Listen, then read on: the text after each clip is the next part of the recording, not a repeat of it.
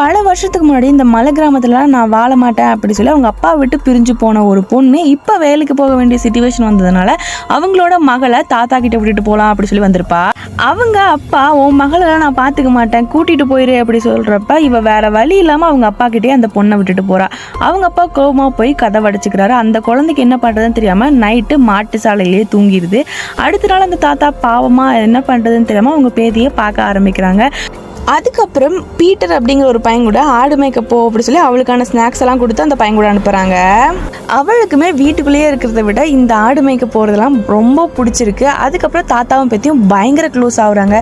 இப்படி அவங்க லைஃப்பை ஜாலியாக என்ஜாய் பண்ணிட்டு இருக்கப்போ தான் அவங்க அம்மா வந்து திடீர்னு வராங்க.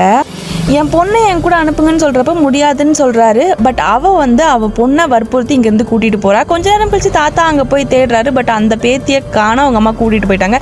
இதுக்கப்புறம் என்ன நடந்துச்சு அப்படிங்கிறத பார்ட் 2ல பார்க்கலாம்.